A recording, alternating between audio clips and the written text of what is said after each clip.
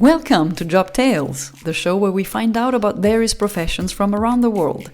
Each week I speak to a new guest with a very interesting job. I am Laura Leoncini and today my guest is Alisa Mock, hairstylist in Cape Town, South Africa. Alisa, welcome to the show. There are many ways to describe what you do: hairdresser, hairstylist. On your Instagram I read beautiful chaos hair artistry, which I love. Now tell me, how do you define your job?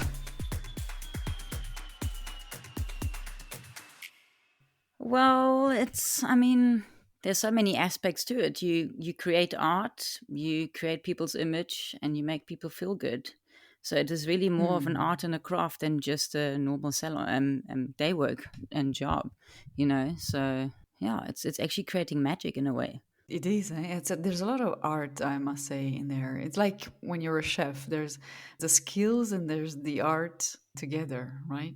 Yes, definitely. It's like alchemy. You create a concoction of certain things that has an amazing outcome, whether it's with color or cutting or cooking, with ingredients. So it's actually very similar. Very similar. What motivated you to become a hairdresser in the first place? I've always enjoyed playing with hair, but it Mm-hmm. didn't actually come to me until I was about 19. It's actually a funny little story. I Okay. was initially working in a preschool and I wanted to become a preschool teacher. And the little girl arrived one day and she decided I'm her best new friend and she wanted me to come and play Barbie with her. And I met her parents and they were actually in the business. He's a very well-known hair artist in South Africa. And yeah, we got talking and then he kind of offered me to just check it out for 3 weeks and help a little bit in the summer holidays. And I did that and I really enjoyed it. And then he was like, you know what, I think you should do this. And would you like to do an apprenticeship? And I'll take you on. And then Oh, it just went wow. from there. Like it found me actually. So Oh, it found you. Yeah, so you had no idea that you would enjoy this in the yeah, future. I did enjoy Oh, it, but I wow. never really thought of doing it as a profession. So As a profession, yeah, yeah, but it yeah. Okay, it so worked you out. you never did your teaching part. You No, I never dropped out after a took year. I steps. kind of knew this was definitely more up my alley. Yeah, wow. Okay. Awesome. What's funny? I've been looking to speak to a hairstylist for so long, and there have always been issues, either unavailability or too far or couldn't speak English, and so I'm so happy because it's such an important job. It's such a also approachable job. You can if you an artistic job, and it's something that young kids should know of, young men and young women when they want to, like, what do I do now Yeah, after school, right? yeah, definitely. In terms of studying, right? Because I guess you need to yeah, do apprenticeship and so forth. Is there any Yeah. study that you need to Well, do? I think it depends also on the country. I'm basing Mm, mine now in South African, and mm-hmm, basically you've got an option of either to go to college full time, and then once a week you will work in the salon to get like practical experience, or you can mm-hmm. choose, which was what I did. You can work full time in the salon, and then once a week you go to college, and then you do your practical and your technical basically there. So that's about 3 or 4 years. I think it also depends on which college you kind of end up going for. And then you have to Mm. qualify and do your trade tests. And then after that, you're basically a qualified hairstylist. So, but I'm not exactly sure how it works overseas. I don't know if they have to do full time or if they can Mm. also do the part time thing. I personally Mm-hmm. would definitely recommend to work in a salon, get the proper experience, see really what it's like, and then just do the college part time. Ah, okay. So what age are you when you start? I was 19, but I'm not sure. Here, you You were generally 19. have to finish high school and then you can get into it. But I've also Yeah. heard of people that started when they were 16. I've heard of people that started when they were 40.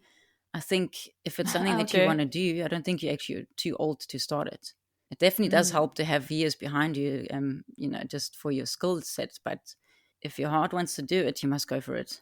And so because it's of course a very hands-on job. So the apprenticeship, it's is it something that you have you look for? I mean, in your case, it came to you, Yeah, no, I was but very in other fortunate. case, yeah, I in think you other should case, just do a little bit of homework, like look at different salons, see what they're like, look at their work, see if you can picture yourself being in there, and then you just approach it and ask them, are you guys looking for somebody?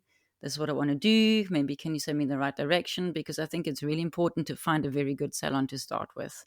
As I said, I was Mm. very, very lucky. I got into a very, very good salon, and that really made me the stylist I am today. Um, Wow. so yeah, just Mm. find the right fit. Make sure that you get on with everybody because you spend so much time together. It needs to really work on all levels. Right, on the human side as well, right? On your Yes, colleagues and the, yeah, it's people who all about teach human you. connection. You're working with people all day. You're giving so much of Yeah. yourself trying to make somebody feel and look good. So you need to have a team Mm. that you really can connect with and support each other. Yeah. So do you remember when you first started? What were the first things you learned? What they taught you, you know? Oh, you started right at the bottom. You do basically most of the cleaning, Mm-hmm. making sure that the clients have coffee and tea and magazines and sweep the hair after each client. Make sure with the Okay. sanitization that everything is clean and tidy. And then they kind of Mm. sort of start rolling into the entry level of washing the hair and doing the head massages. Then you start applying the root colors. Then you start assisting with the foiling. And then, yeah, it goes from there. Eventually, you will be doing your own foiling. You'll start cutting on doll heads. Then you rub Ah, your whole okay. family Doll in heads. and try to Okay. find some other victims to practice on. And then, yeah, you just level up. So as the better you get, the more confident you become. And then eventually they will let you have your own clients. But that can take years. I only started cutting probably about 4 or 5 years into my training. Wow, really? So Yeah. then you had, yeah. How did you train? Like all your family members had to Yeah. go through Friends. I mean, I your started on my your Barbies. scissors. Okay. Yeah, lots of friends on myself. We had some clients that were happy to be models. I mean, obviously being supervised, and if anything did go pear shaped, my boss would come and fix it and rectify whatever Okay. needed to. But a lot of doll heads first, just to make sure Mm.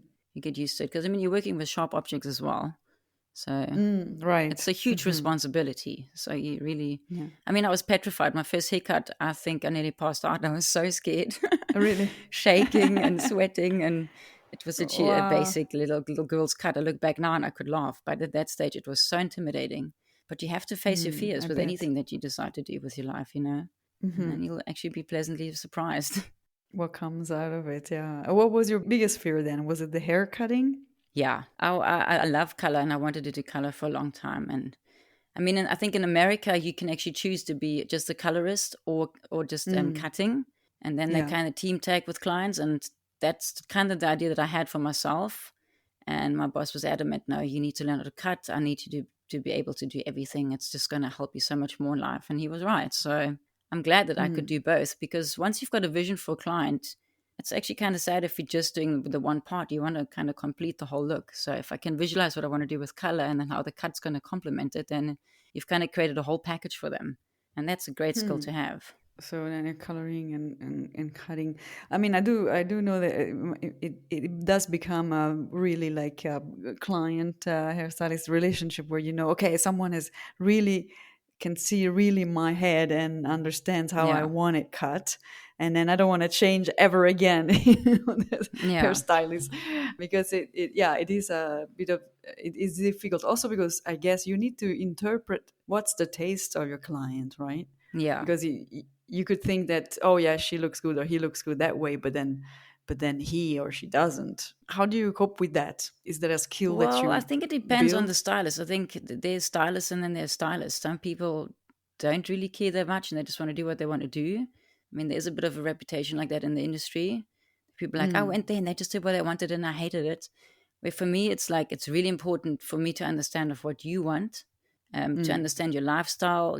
How you deal with your hair, what you do work wise. Like I need to get to know you like completely from gaining that information, I can then decide, okay, well, this is going to work or this isn't going to work. Like, for example, I'm not going to give somebody a style that requires a lot of styling and I know she doesn't even know how to hold a blow dryer. So it's just, it's hmm. no point. She's not going to be happy. I'm not going to be happy. And I'm not going to want to put my name on that either. So it's Yeah. like tailor making, like a Hmm. style or color or whatever that will definitely like work for you. It's supposed to enhance what you have and not completely change it unless that's what you want. But then you have to have the commitment to, you know, bring it from your side because I can't climb into your bag and blow dry your hair every morning. So Right. Yeah. yeah. So coloring, is it something difficult to learn? I mean, like you see colors that take a completely different nuance once they dry, right? Or once they're on Yeah. on your hair. How do you, yeah, Color how do you is it's learn? definitely an artistry. I mean, it's a science, you know. You look at the canvas of whatever the client walks in with, and there's so many things that you have to think about, because what I often feel like is people forget that we are working with chemicals. It's not just like, oh, it's a pretty little Right. color. No, it's chemicals that can permanently change the structure, the color, anything about your hair. So once Mm. again, there's a huge responsibility of like, what can the hair take? You know, what are you gonna do to make sure that the hair's integrity stays intact? You can bleach Yeah. somebody very quickly and it will fry the hair, or you can go in gentle and slow and it will take maybe half an hour extra, but you know that the hair is not going to be damaged. And then also depending on what needs to be done, like you can't just take one tube and put it on everyone and expect the same result. It's not going to happen. Like what goes onto Right. the roots for gray, I wouldn't necessarily mix to put onto old bleached hair because it would be far too harsh and the ammonia levels would be too high. So it's really an art of figuring out what Mm. you need to do with what, how the color theory works. Like if it's too red, what do you add? You need to add the opposite, which is green, because you need to cancel out the red. So same with yellow and purple, for example. So there's a lot of Mhm. theory that you need to learn and understand before you can just go and create. And once you've got it, the world is your oyster. You can do anything you want. And I think that's where I get my joy from. It's just to really be able to create whatever the client wants or what I envision for them. It's So that's magical. coloring the one. Yeah, I can see that. Yeah, it's is it one of your? I mean, your biggest joy, the coloring Yeah, or definitely. pleasures, let's say. Yeah. Yeah. Okay. When you were learning, what happened after sweeping the floor and then doing the first haircut, or I don't know, doll heads, and then you started with coloring. How long is that time taken?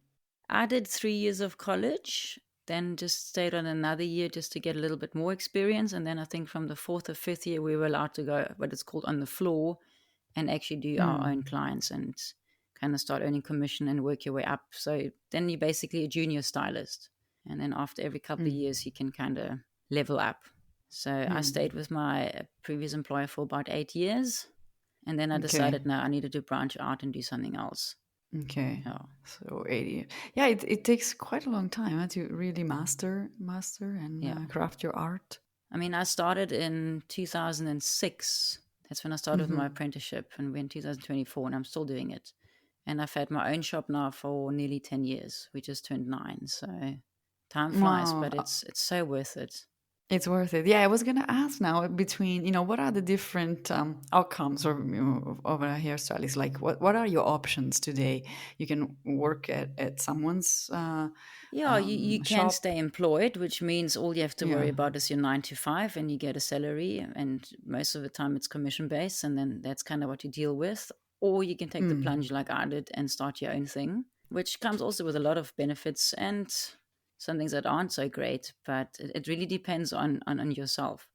I know also a lot of people that decided they wanted to go into the yachts or the boats and the cruise ships and do that for a bit or work in those holiday camps in the States or whatever.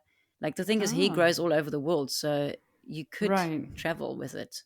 The only thing is, Ah, once you've nice. established, you are kind of based, you have to base your surroundings on where you're going to make money. Otherwise, you have to start over and build up clientele again. But I'm saying if you're like Mm. fresh out of college and you want to go into the yachts or the boats or whatever you want to do for a couple of years, go do it. Mm. There's also hair and makeup in the film industry, right? Yeah, you could do that Is it as well. different though? Yeah. It's a lot more styling. I don't think you do as much color. I did look into it, and then I decided not to. Okay. It's long hours on Why? set. It's what I'm. Yeah, Mm. it's very basic. It's most of the time like you'll do like a mommy ponytail for some lady that's trying to sell Pampers. Like it can be quite basic, Okay. sitting around for a long time in between Mm. shots. Like film, just it's hard work, It's and I longer, yeah, didn't long it didn't really hours. speak to me. I mean, I'm sure it can be more intricate. Like if you're working for Hunger Games, I'm sure the hair and makeup department is absolutely amazing, Right. but I Depends on don't think that's the your shows. everyday. I think a lot of it is like adverts and catalog work and stuff like that. Mm. So, but I mean, some people absolutely love it. So that's what I'm saying. It really depends on what you enjoy and what you want to do. If you're Yeah, what happy to be on inspires set and you. be involved and sit there for hours and do stuff, then that's what you need to do. But I enjoy the salon environment. I like having my own space, having clients come in, having this connection and like relationship of them coming back, and you kind of build a friendship in a sense. It's like I get to hang out with all the Mm. cool people every day, all day. I love it. So You have recurring customers, of course. You know, yeah, are they like on a weekly basis or? it's mostly monthly. I mean, it depends. It really depends what you do. Some people want to have their hair touched up every 5 weeks. Other people come twice a year. They come from all Mhm. over. It's very different. How do they find you? I think best advertisement is word of mouth. Like I have a lot of Mm. clients that get stopped and people ask them, "Oh, who does your hair? This is a nice haircut," or "I really like your color." And I feel like that's the Okay. best advertising you can do. Hmm. Obviously, social media helps, but I feel like there's so much fakeness out there. Like I really try to be authentic, and if you're Mm. good, you're good, and people are going to find you. And Okay. I think it's also important to attract the right kind of people that you want in your chair. And after a certain amount Mm. of time that you've done it, you will have the privilege of decide of who you want to serve. So yeah, it just That's it. happens naturally, I suppose. Kind of organically, yeah, yeah. Because I saw Yeah. that you have quite an active Instagram, for example, and I wondered if that has brought you business or not. If it's, Should it does definitely give you a little bit of an online presence.